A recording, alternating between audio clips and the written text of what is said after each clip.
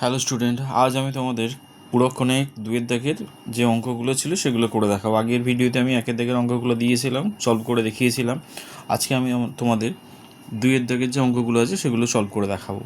দেখো, এখানে ফার্স্টের যে অঙ্কগুলো আছে আমি টুকে রেখেছি। দেখো, দুয়ের দাগের একের যে অঙ্কটি আছে, দেখো সাইন্স 66 ডিগ্রি আছে minus cos 24 degree equal to 0, এটা প্রমাণ করতে হবে। তাহলে এখানে যেটা আছে সেটা আমি ফার্স্ট অফ অল প্রথমে টুকে নেব। তাহলে এটাকে বাম পক্ষ বলে লিখে নিই। দেখো, বাম পক্ষ বা লেফট হ্যান্ড সাইড লিখলাম, LHS লিখে যে অঙ্কটা আছে তাহলে টুকে নিই। Sine 66 degree minus cos 24 degree. এবার আগের ভিডিওতে আমি বলেছিলাম যে দুটো কোণকে যোগ করে যদি 90 ডিগ্রি হয় তাহলে সেই কোণ দুটোকে পরস্পরের পুরক্ষণ বলা হয়। তাহলে একটার পরিবর্তে আরেকটাকে আমরা চেঞ্জ করে লিখতে পারি। তাহলে এখানে দেখো 66 ডিগ্রি 24 ডিগ্রি যোগ করে দেখি, এই দুটো যোগ করে দেখো 90 ডিগ্রি। তাহলে যে কোনো একটা কোণকে আমরা চেঞ্জ করে নিতে পারি। আমি যদি 66 ডিগ্রি তাহলে সমান লিখে নিই, তাহলে 66 ডিগ্রি ইকুয়াল টু কী লিখবো? 90 ডিগ্রি মাইনাস 24 ডিগ্রি। ঠিক একইভাবে তাহলে এখানে সমান চিহ্ন দিই, সাইন যেমন আছে বসিয়ে দিলাম, 66 জায়গায় 90 মাইনাস 24 ডিগ্রি লিখলাম, যেমন মাইনাস আছে দিয়ে দিলাম, কস 24 ডিগ্রি বসিয়ে দিলাম। দেখো, তাহলে যখনই আমরা 90 থেকে মাইনাস করব সাইনটা কী হয়ে যাবে? কস হয়ে যাবে। তাহলে এবার 90 ডিগ্রি থেকে যে কোণটা আমরা মাইনাস করবো সেই কোণটা এখানে বসে যাবে।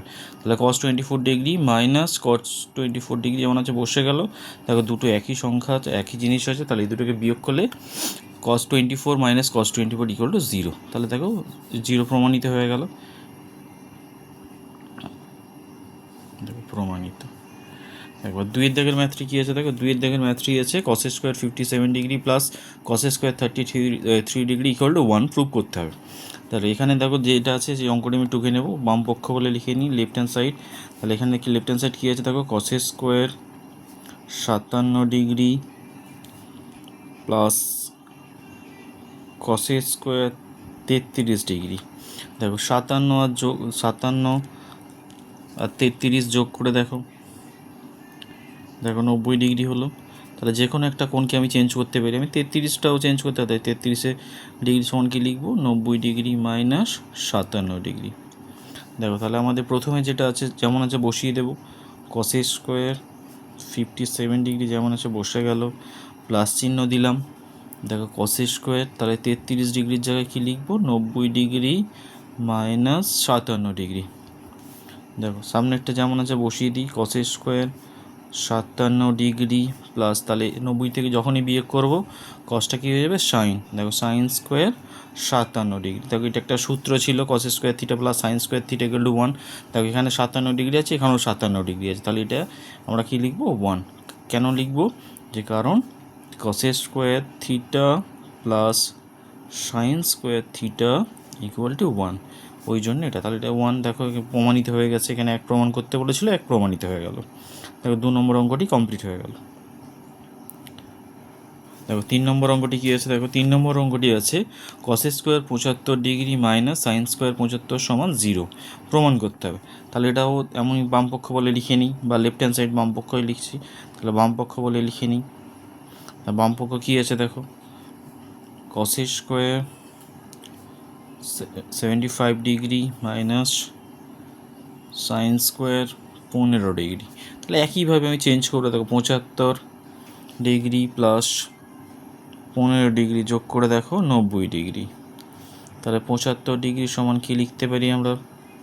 তাহলে 90 ডিগ্রি মাইনাস 15 ডিগ্রি। তাহলে যেমন 75-এর জায়গায় আমি কি লিখবো? দেখো, কস স্কোয়ার যেমন আছে লিখে দিলাম, 75-এর পরিবর্তে লিখবো 90 ডিগ্রি মাইনাস 15 ডিগ্রি। দেখো, এখানে মাইনাস আছে, মাইনাস বসিয়ে দিলাম, সাইন স্কোয়ার 15 ডিগ্রি আছে বসিয়ে দিলাম। তবে এখানে দেখো কস থাকলে কী হয়ে যাবে? সাইন। তাহলে সাইন স্কোয়ার এখানে দেখো 90 থেকে যে কোণটা বিয়োগ করেছি সেই কোণটা এখানে বসে গেল। সাইন স্কোয়ার 15, মাইনাস চিহ্ন আছে, মাইনাস চিহ্ন বসে গেল। তাহলে সাইন স্কোয়ার 15 ডিগ্রি বসে গেল। দেখো, দুটো একই আছে, তাহলে এই একই সংখ্যা বিয়োগ করলে আমাদের 0 হয়, আমরা জানি। দেখো, 0 প্রমাণিত হয়ে গেল। দেখে আরেকটি বাকি দেখো 4 অঙ্কটি কী আছে দেখো, cosec square 48 degree minus tan square 48 equal to 1, এটা প্রমাণ করতে হবে। তাহলে এটাও বাম পক্ষ বলে লিখে নিই। তাহলে বাম পক্ষ কী আছে, cosec square 48 degree minus tan square 42 degree. তাহলে এখানেও আমি করে দেখে নিই, 48 ডিগ্রি প্লাস 42 ডিগ্রি যোগ করে দেখো 90 ডিগ্রি। তাহলে যে কোনো একটা পরিবর্তন করে দাও। তা কোসেকটা যদি আমি পরিবর্তন করে দিই তাহলে 48 ডিগ্রি ইকুয়াল টু কি লিখবো, 90 ডিগ্রি মাইনাস 42 ডিগ্রি। তাহলে দেখো সমান চিহ্ন দিলাম, কোসেক স্কোয়ার যেমন আছে বসিয়ে দিলাম। 48-এর জায়গায় তাহলে কত লিখবো, 90 degree minus 42, 90 degree minus 42 degree minus tan square 42 যেমন আছে বসিয়ে দিই। দেখো তাহলে কোসেক থাকলে কি হয়ে যায়, sec square, sec square 42 degree minus tan square 42 degree. তাকে এটাও একটি সূত্র এসে গেছে, তাহলে এটা ইকুয়াল টু 1, প্রমাণিত হয়ে গেল। কেন হলো, কারণ দেখো sec square theta minus tan square theta equal to 1, এই সূত্রানুসারে এটা প্রমাণিত হবে। দেখো 4টি অঙ্ক হয়ে গেছে। এই রিলেশনে কোনো অঙ্কের যদি তোমাদের কোনো প্রবলেম থেকে থাকে তাহলে আমাকে কমেন্টে জানিও এবং আমার পেজটি একটু ফলো করে নিও।